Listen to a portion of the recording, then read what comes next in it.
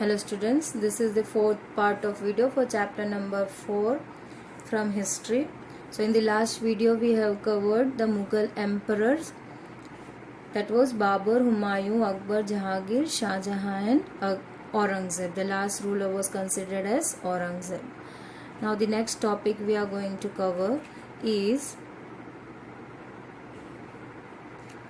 Mughal relation with other rulers. So Mughals rulers were against the rulers who refused to accept their authority, but as they become powerful, many rulers like the Rajput joined them voluntarily.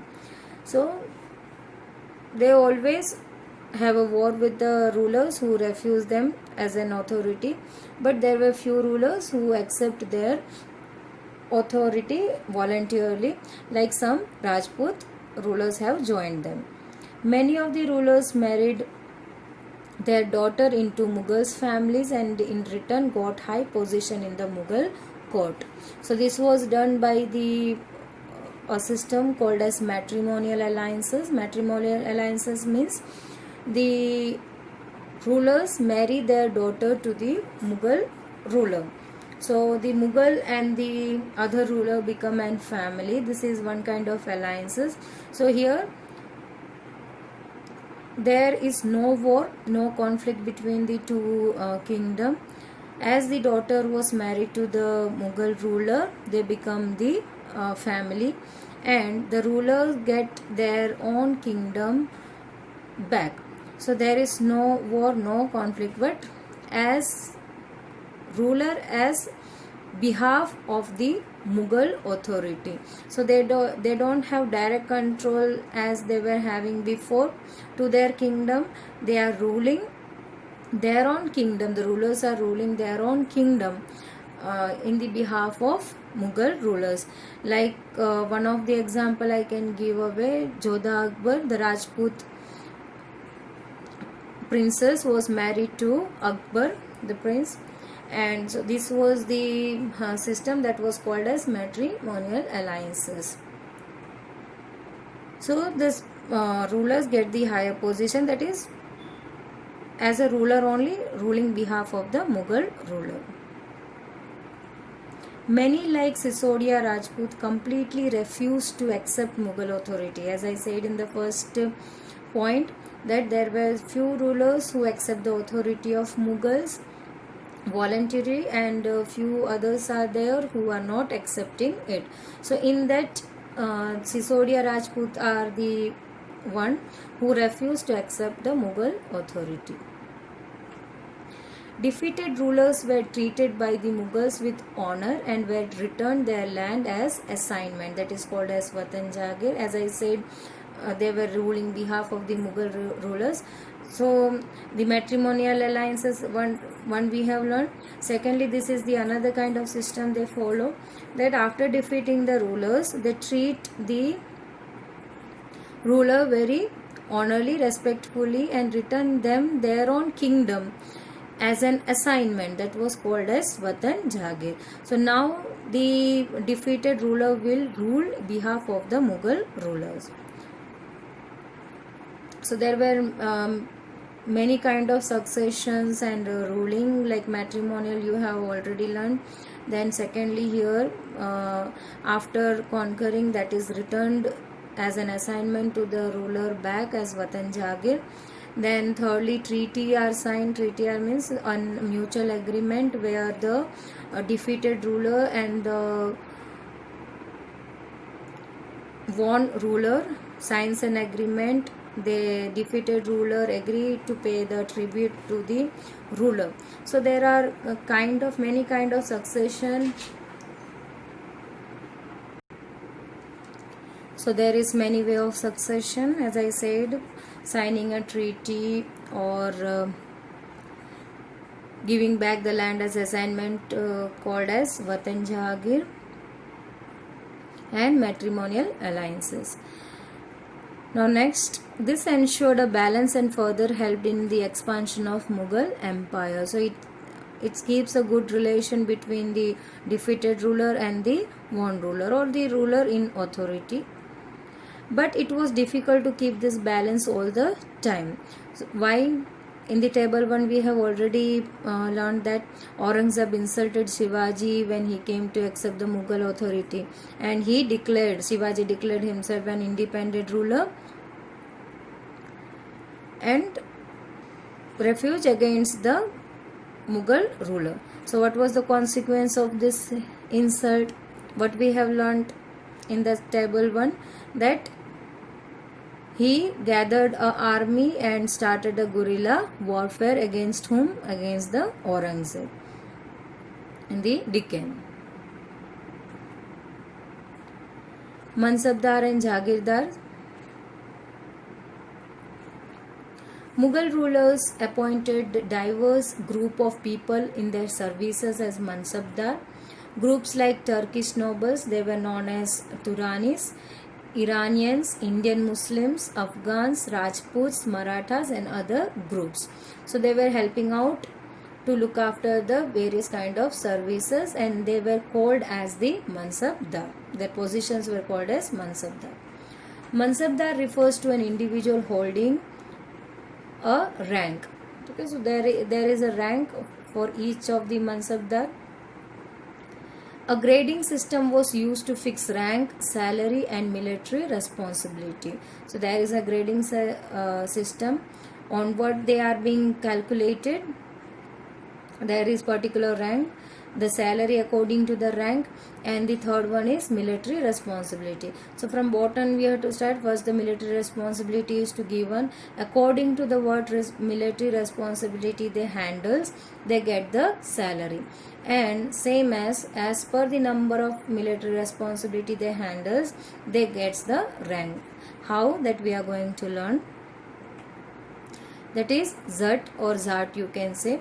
So Zat determine the rank and salary. The higher the Zat, the higher the position.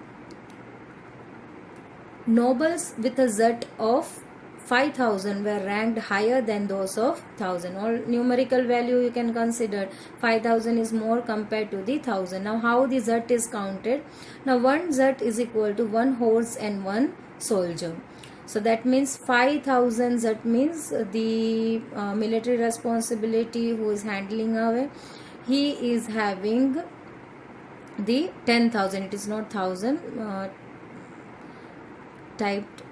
Typing error is there. So it is, if the holder or Mansabdar who is having the 5,000 Zat, it means it is the double of that, means 10,000. How 10,000? Means one horse and one soldier. So it is calculated as 2. So 10,000 means the highest ranking. Now the highest Zat ranking was of prince in the kingdom, because it is he is already having the 10,000 Zat. Now 10,000 means he is having the 20,000. Means 10,000 soldiers and 10,000 horses. So here the highest Zat ranking in the kingdom is given to the prince.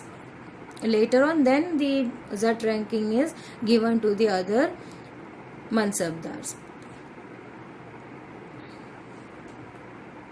So the Mansabdar military's responsibility required him to maintain a specific number of cavalrymen, Savars. Cavalrymen means the walking army, and Savars means the horsemen. Get them registered, branded horses, and give them a salary. So the nobles who holds a Mansabdar, so as they are getting the military responsibility, so they have to maintain the specific number of cavalrymen and Savar, as we have seen here. Now these number of soldiers or cavalrymen what the noble is having, that has to be registered in the kingdom, even though the branded horses, because the horses were not available in India, they that were bought by Kabul. So there are many places from where the horses, branded horses were being bought. So the horses and the soldiers, whether it is cavalrymen, whether it is Savars, they has to be registered in kingdom's account. So according to that record, they are getting the salary. The nobles are getting the salary. Revenue assignment called Jagirs were the salary of the Mansabdar. So what is the salary of the Mansabdar? The revenue assignment known as Jagirs. Jagirs means land. So as per the land, they have to give away the soldiers, the specific number of soldiers to the kingdom. But unlike Muktis, most Mansabdar did not reside or administer their Jagirs. In last chapter we have learned that in the same land they used to live and they are having the right to collect the revenue. So but as like or unlike that Muktis, here the Mansabdar are not residing in the same land. What they got as the salary, the assignment as salary, then what do? They only had a right to collect the revenue, same as both are having the right to collect. So here also he is having the right to collect the revenue from the assignment what he has got as Jagir, but to collect that revenue he is appointing a servant. So this is being collected, the revenue is being collected by the servant which was being appointed by the Mansabdar. Now while Mansabdars themselves served in the some other part of country. So in short, if in simpler word I say, land is given to the Mansabdar but he is not able to stay in the same land. He has to reside in the other land. He is having the right to collect the tax, the Jagir what he has got as a revenue assignment, but who is collecting? The servant which is being appointed by the Mansabdar. Hope you have understood. Now during Akbar's reign, Jagirs were assessed in a way that it equally the salary of the Mansabdar. So everyone was seeking the position of Mansabdar to get more and more profit, to get more and more salary. So number of Mansabdar gathered together in the Akbar's reign, that continued in the region of Akbar's rule also. So increase in the number of Mansabdar, Jagir fell short. Now what happened? There were numerous number of Mansabdar and Jagir was not that much to provide them. So Jagir was fell short according to the number of Mansabdar, and revenue collection become excessive. So whosoever got the Jagir, they were exploiting, they were collecting revenue as much as they can, as much as profit they can acquire from the Jagir what they got, they were constantly collecting. So the revenue collection become excessive. So from where the revenue is being collected already you know. So during the Aurangzeb could not control this and peasants suffered a lot. So this was not able to be controlled by Aurangzeb. Revenue was collected by the peasants, so they are the sufferer, they are the most exploited group in the kingdom.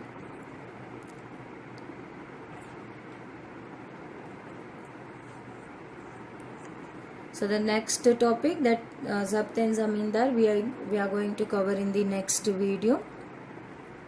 Till then stay tuned and read the textbook to know the things in detail. Compare the video with the textbook so you can understand well. Till then stay tuned. Thank you.